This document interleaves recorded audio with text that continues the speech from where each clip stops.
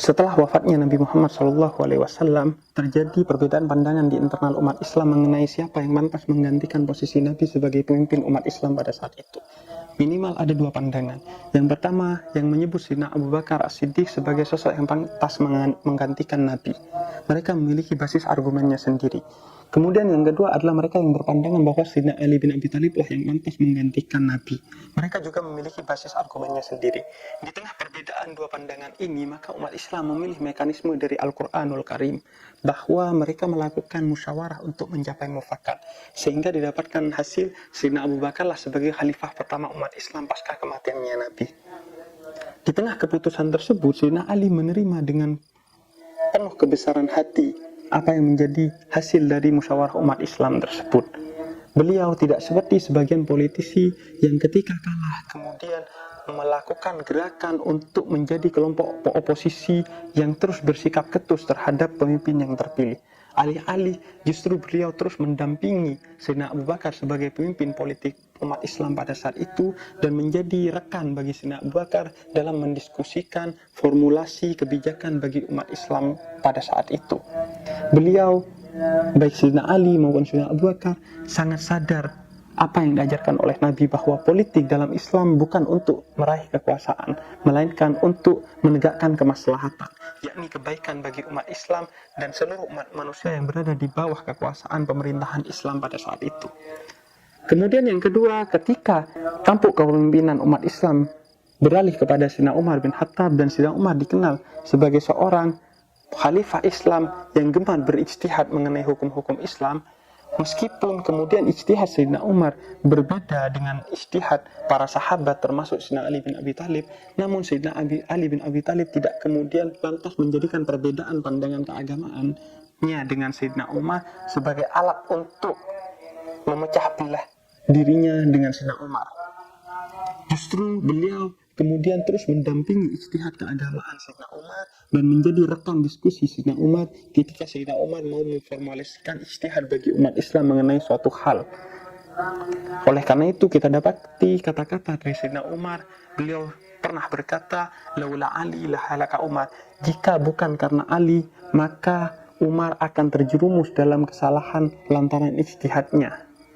Sebab baik Sayyidina Ali maupun Sayyidina Umar sangat paham bahwa ijtihad dalam Islam adalah sesuatu yang diperbolehkan. Bahkan jika ijtihad itu pun salah, asalkan dia dilakukan dengan penuh kesungguhan dan kebesaran ilmu, maka ijtihad itu tetap bernilai pahala satu bagi yang melakukan dan yang memutuskannya. Adapun jika benar, maka mendapatkan dua pahala bagi yang memutuskan dan yang melakukannya. Kemudian ketika masuk ke zaman khalifah ketiga, yakni Khalifah Utsman bin Affan, ketika Sayyidina Utsman bin Affan kemudian memasuki pada masa-masa krisis politik di akhir kepemimpinannya, di mana terjadi pemberontakan dari sebagian umat Islam terhadap kepemimpinan Sayyidina Utsman, Sayyidina Ali tidak lantas kemudian memanfaatkan kondisi itu untuk meneguhkan kewibawaannya di tengah umat Islam. Alih-alih justru Sayyidina Ali terus mendampingi Sayyidina Utsman dan memberikan nasihat-nasihat agar Sayyidina Utsman kemudian mendapatkan kepercayaan kembali dari umat Islam secara utuh dan dapat mengeluarkan kepemimpinannya dari krisis politik pada saat itu. Dan ketika di akhir kepemimpinan Sayyidina Utsman diancam oleh sebagian umat Islam untuk dibunuh, Sayyidina Ali justru mengutus dua putranya, yakni Sayyidina Hasan dan Sayyidina Husain, untuk melindungi rumah Sayyidina Utsman agar tidak terjadi pembunuhan terhadap Sayyidina Utsman. Inilah teladan yang diperlihatkan oleh sahabat-sahabat utama Nabi, para khulafaur rasyidin, yakni mereka di tengah perbedaan pendapat di antara mereka tetap mengedepankan persaudaraan dan persatuan di antara mereka. Adapun mulai dijadikannya perbedaan sebagai propaganda untuk memecah belah umat dilakukan pertama kali oleh kelompok yang disebut sebagai Khawarij. Kelompok ini awalnya adalah mereka yang ikut kepada barisan Sayyidina Ali bin Abi Thalib sebagai khalifah keempat umat Islam. Namun ketika Sayyidina Ali mengalami konflik, bahkan hingga berperang dengan Muawiyah bin Abi Sufyan, dan akhirnya Sayyidina Ali memutuskan untuk berdamai dengan Muawiyah demi kemaslahatan umat Islam pada saat itu, kelompok Khawarij ini kemudian tidak menerima keputusan damai Sayyidina Ali dan memilih untuk keluar dari barisan Sayyidina Ali, sehingga mereka disebut Khawarij, berasal kata dari kharaja, keluar. Adapun Ini kemudian menjadi ciri pertama dari Khawarij, yakni mereka enggan menjadikan solusi damai sebagai media untuk menyelesaikan permasalahan di internal umat Islam. Mereka selalu menjadikan kekerasan, bahkan pembunuhan sebagai alat untuk menyelesaikan masalah ataupun perbedaan pendapat di tengah umat Islam. Oleh karena itu, ketika mereka mulai berbeda pendapat dan berkonflik dengan Sayyidina Ali, seiring proses damai antara Sayyidina Ali dengan Muawiyah bin Abi Sufyan, mereka kemudian melakukan pembunuhan kepada Sayyidina Ali bin Abi Thalib, dan pembunuhan itu dilakukan di bulan Ramadan, di malam ke-19 Ramadan, dilakukan di mihrab Sayyidina Ali ketika Sayyidina Ali melakukan sholat subuh. Pelakunya adalah Abdurrahman ibnu Muljam, yang dikenal sebagai seorang yang penuh dengan ibadah hari-harinya dan seorang penghafal Al-Quran. Dia melewati malam-malamnya dengan ibadah dan munajat kepada Allah Subhanahu wa Ta'ala. Namun, ia justru menjadi pembunuh Sayyidina Ali bin Abi Thalib. Ini sekaligus menjadi ciri kedua dari kelompok Khawarij ini, yakni mereka menjadikan agama Allah hanya diambil untuk aspek luaran dari diri mereka.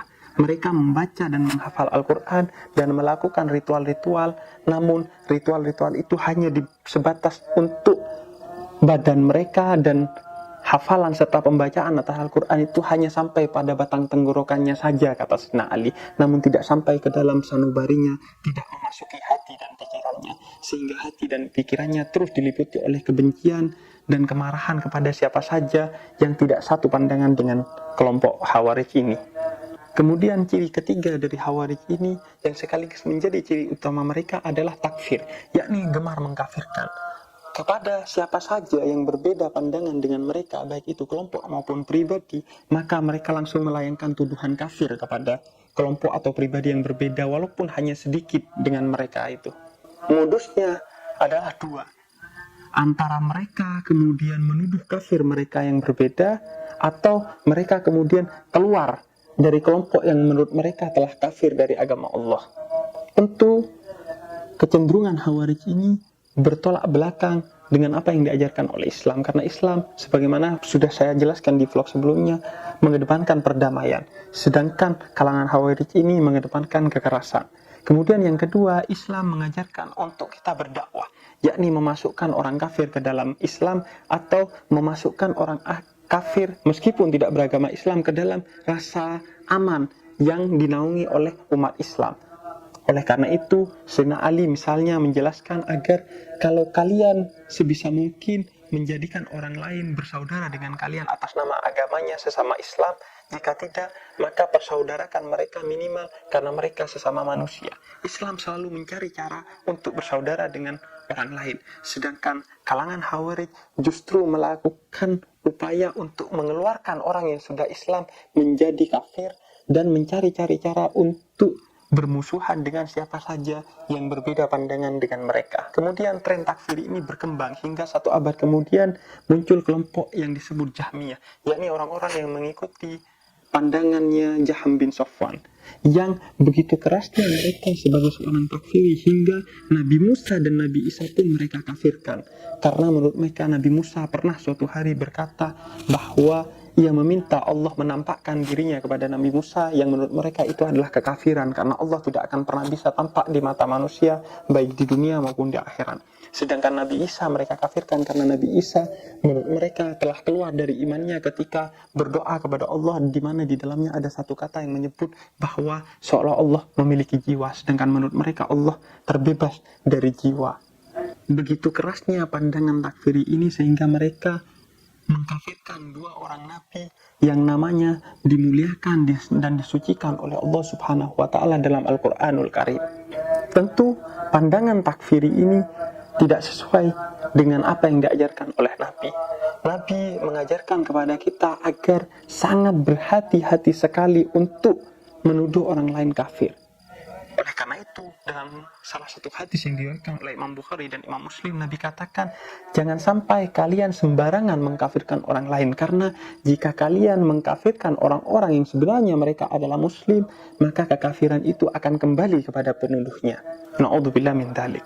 Begitu kerasnya Nabi mengajarkan kepada kita agar berhati-hati dalam mengkafirkan orang lain, sehingga suatu hari Nabi pernah marah besar kepada Usamah bin Zaid, salah satu sahabatnya yang mulia, yang ketika ia mengejar seorang kafir yang lari dari peperangan bersama seorang sahabat Ansar, dan kemudian orang kafir itu ketika terpojok kemudian bersyahadat atas Allah dan Rasulnya, namun Usamah bin Zaid tetap memenggal orang kafir itu. Ketika berita ini sampai kepada Nabi, maka Nabi marah besar kepada Usamah bin Zaid. Dan kemudian Usamah bin Zaid mencoba menjelaskan bahwa, wahai Rasul, sesungguhnya dia bersyahadat hanya di mulutnya, sedangkan hatinya dia tetap tidak mengikuti jalan Islam. Kata Nabi, aku tidak pernah diajarkan untuk menghukum orang dari hatinya, karena setiap orang tidak tahu isi hati dari seseorang. Aku hanya menghukumi orang dari zahirnya saja, dari tampilan luarnya saja. Selama dia mengucapkan syahadat dan melakukan tindakan sesuai dengan ajaran Islam serta sholat menghadap kiblat, maka dia berhak dilabeli Islam dan haram darahnya tumpah, serta wajib ia dilindungi diri, jiwa, dan hartanya. Inilah yang kemudian menjadi tren dalam pandangan ulama-ulama Asy'ariyah misalnya. Siapa saja menurut ulama Asy'ariyah yang sholat menghadap kiblat dan bersyahadat baik tindakan maupun ucapan, maka mereka tidak boleh dikafirkan, haram untuk dikafirkan. Begitu pula ulama-ulama Islam, misalnya Imam Ghazali menulis satu buku secara khusus yang ingin menyampaikan pesan begitu susahnya kita untuk mengkafirkan orang lain, sehingga haruslah kita sangat berhati-hati ketika ingin menuduh kafir orang lain. Dalam buku berjudul Fasal At-Tafrikah karya Imam Ghazali tersebut, beliau menegaskan bahwa lebih baik kita salah dalam memasukkan orang kafir seolah-olah menjadi Islam daripada kita salah menghukumi orang Islam seolah-olah mereka kafir. Beliau katakan bahwa kesalahan memasukkan orang ke dalam Islam lebih ringan daripada kesalahan menuduh orang Islam sebagai kafir. Begitu juga ulama lain, misalnya tokoh dari madhab Maliki yakni Qadhi Iyad, atau tokoh dari madhab Hanafi yakni Al-Mulla Ali Al-Qari Al-Harawi menegaskan bahwa jika kalian menemukan 99 alasan untuk mengkafirkan orang lain, namun juga menemukan satu alasan untuk menyebutnya Islam, maka pilihlah untuk menyebut mereka Islam, meskipun hanya dengan satu alasan. Maka sebenarnya dari Rasul, Khalifah, sampai ulama-ulama Islam mengajarkan kepada kita untuk tidak mudah mengkafirkan orang lain, dan sebisa mungkin untuk terus menarik orang lain masuk ke dalam cahaya Islam, bagaimanapun caranya. Sehingga masalah utama umat Islam bukan perbedaan antara jalan orang-orang yang mengikuti Khulafaur Rasyidin dan jalan orang-orang yang mengikuti Sayyidina Ali bin Abi Thalib. Bukan pula perbedaan antara jalan orang-orang yang mengikuti Imam Abu Hanifah ataupun Imam Malik. Bukan pula perbedaan antara jalan mereka yang mengikuti Nahdlatul Ulama ataupun Muhammadiyah. Masalah umat Islam yang sebenarnya adalah adanya kelompok-kelompok yang menuduh kafir orang-orang yang berbeda pandangan, pendapat, maupun madhab dengan mereka.